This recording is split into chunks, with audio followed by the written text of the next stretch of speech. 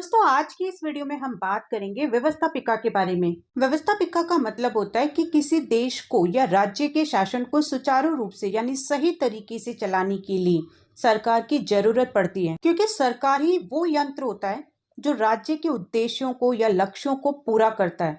और अपने उत्तरदायित्व को पूरा करने के लिए सरकार जो है वो शासन के कार्यों को अपने 3 अंगों में बांटकर उन्हें पूरा करने का प्रबंधन करती है।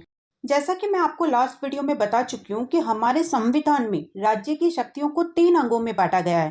पहला कार्यपालिका, दूसरा न्यायपालिका और तीसरा विधायिका। और संविधान के अनुसार विधानपालिका, जिसे हम विधायिका या फिर व्यवस्थापिका भी कहते हैं, इसका जो मेन काम होता है वो होता है विधि या कानून का निर्माण करना। और जब विधि का निर्माण यानी कानून का निर्माण हो जाता है तब कार्यपालिका का काम होता है इस विधियों को यानी इन कानूनों को लागू करना या क्रियान्वयन करना। और फिर न्यायपालिका का काम होता है प्रशासन की देखरेख करना, विवादों का फैसला करना और विधियों की व्याख्या करना। तो अब यहाँ पर सवाल ये उठता है कि व्यवस्थापिका की जरूरत क्यों पड़ी। अब देखो, हुआ क्या था कि आजादी के बाद में जो भारतीय संविधान के निर्माताओं ने देखा कि लोकतंत्र जो है वो बहुत कमजोर पड़ता जा रहा है, इसलिए देश के लोकतंत्र को मजबूत बनाने और शासन व्यवस्था को सुचारू रूप से यानी सही तरीके से चलाने के लिए केंद्रीय स्तर पर जहां पर संसद की व्यवस्था की गई, वहीं राज्यों में विधानमंडल के गठन का प्रस्ताव रखा गया। और इसके साथ साथ ही लोकसभा के संचालन और गरिमा को बनाए रखने के लिए लोकसभा अध्यक्ष और राज्यों में विधानसभा अध्यक्ष के पद का प्रावधान भी रखा गया। और ये कहा गया कि राज्यों में विधानसभा के जो अध्यक्ष होंगे वही सदन की कार्यवाही और उसकी गतिविधियों के संचालन के लिए पूरी तरह जवाबदेही होंगे। विधानसभा के अध्यक्ष जो थे उनसे ये उम्मीद की जाती थी कि वो दलगत राजनीति से ऊपर उठकर, मतलब ये कि अपना खुद का किसी प्रकार का अलग से राजनीतिक दल बनाने से पहले वो सारे दलों के साथ तालमेल बनाकर रखने के साथ साथ इस पद की गरिमा को बनाए रखेंगे। अब विधानसभा का अध्यक्ष का निर्विरोध निर्वाचित होना और उसका किसी भी दल के प्रति झुकाव नहीं होने वाला जो रूप है, वही समाज की उस राजनीतिक जागरूकता का प्रतीक होता है जो लोकतांत्रिक व्यवस्था की आधारशिला है। यानी सीधे सीधे शब्दों में कहा जाए या समझा जाए तो विधायिका का काम कानून बनाना है, कार्यपालिका का काम कानून को लागू करना है और न्यायपालिका का काम कानून की व्याख्या करना। और यही वजह है कि इन तीनों को लोकतंत्र का आधार माना जाता है। अब देखो, भारत की जो विधायिका है उसे संसद कहा जाता है, लेकिन राज्य की जो विधायिका है उसे विधानमंडल या फिर विधानसभा कहा जाता है।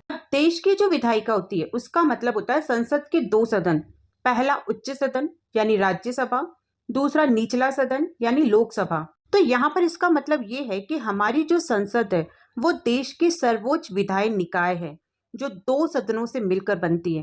पहली है राज्यसभा और दूसरी है लोकसभा। तो अब आपके समझ में आ गया होगा कि आधुनिक लोकतांत्रिक राज्य में नियम निर्माण का कार्य करने वाली संस्थाओं को व्यवस्थापिका के नाम से जाना जाता है। इसलिए सीएफ स्ट्रॉन्ग के शब्दों में आधुनिक संवैधानिक राज्य में सर्वाधिक महत्वपूर्ण अंग व्यवस्थापिका यानी कानून बनाने वाली संस्था ही होती है।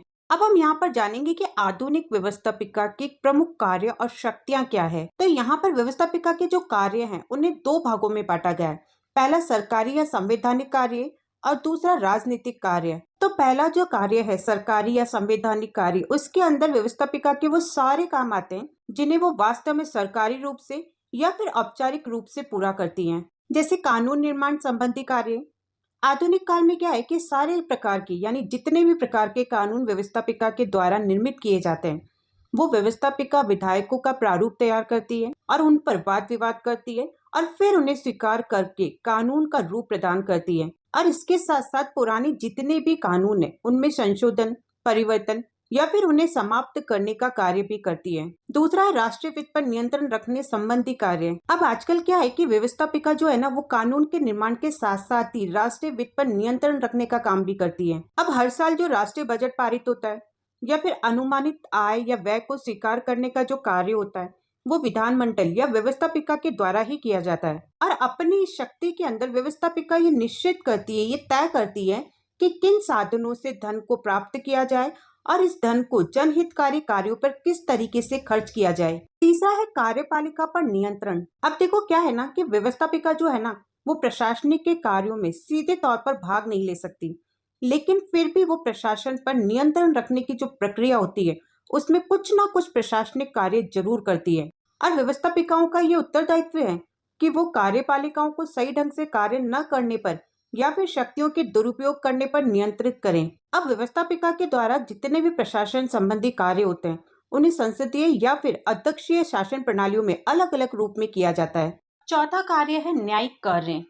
अगर न्यायिक कार्य का उत्तरदायित्व न्यायालयों पर होता है, तो कुछ देश ऐसे भी होते हैं जहां व्यवस्थापिका का उच्च सदन न्यायिक कार्य भी करता है। जैसे इंग्लैंड में हाउस ऑफ लॉर्ड्स व्यवस्थापिका प्रशासकीय विभागों के लिए जांच समितियां नियुक्त करके एक प्रकार से न्यायिक अधिकारों का उपभोग करती हैं। पांचवा कार्य है संविधान में संशोधन संबंधी कार्य। आजकल अगर देखा जाए तो वर्तमान में जनरली सभी देशों में व्यवस्थापिका संविधान में संशोधन यानी बदलाव का कार्य करती है, लेकिन तब जब संशोधन की शक्ति और प्रक्रिया में अंतर पाया जाता है। छठा कार्य निर्वाचन संबंधी कार्य। व्यवस्थापिकाएं जो होती है वो बहुत सारे देशों में निर्वाचन संबंधी कार्य भी करती हैं। और सातवां कार्य विचार विमर्श संबंधी कार्य। अब आजकल व्यवस्थापिकाएं जो है ना वो राष्ट्रीय और बहुत महत्वपूर्ण अंतर्राष्ट्रीय घटनाओं पर विचार विमर्श करती हैं और फिर वाद विवाद के जरिए राष्ट्रीय नीतियों का निर्माण करके कार्यपालिका को नीति निर्माण के क्षेत्र में निर्देशित करती है और नियंत्रित करती है। तो ये तो थे व्यवस्थापिका के सरकारी या संवैधानिक कार्य। अब हम बात करेंगे व्यवस्थापिका के राजनीतिक कार्यों के बारे में।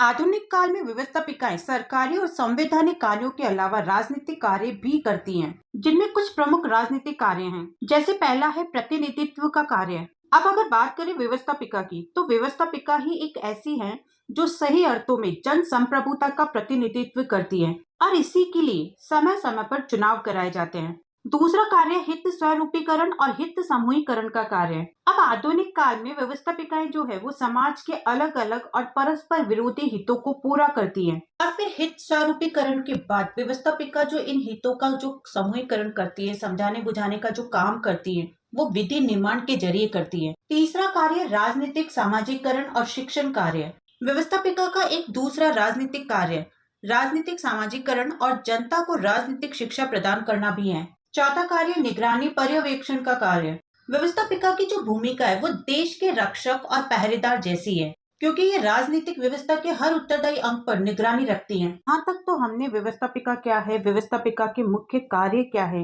ये जान लिए।